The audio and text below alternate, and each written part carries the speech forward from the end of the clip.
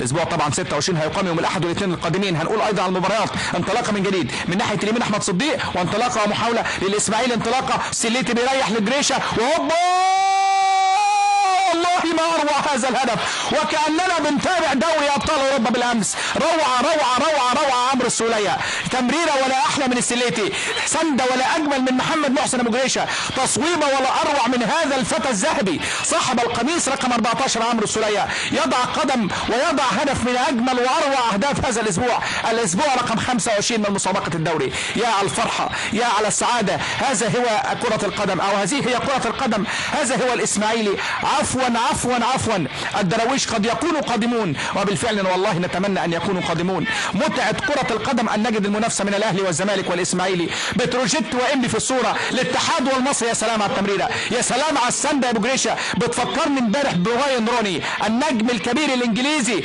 وبالفعل صانع العاب باهر محمد محسن ابو جريشه من لمسه سحريه يضعها للمتالق عمرو السوليه، يضع بها البطاقه الاولى في الدقيقه 27 لصالح النادي الاسماعيلي.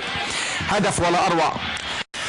مهاب سعيد صاحب القميص 25 يلعب العرضيه، هوبا سلام على هذا الكلام، والله ما اروعك ايها الفتى صاحب القميص 23.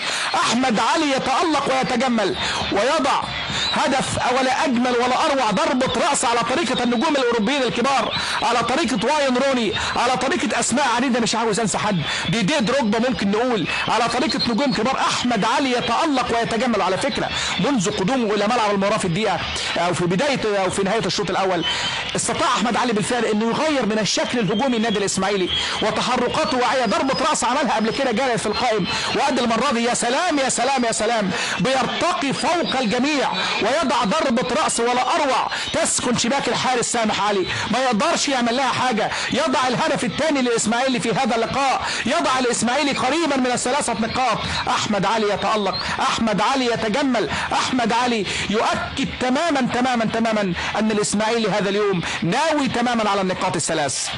الدقيقه كام؟ 33.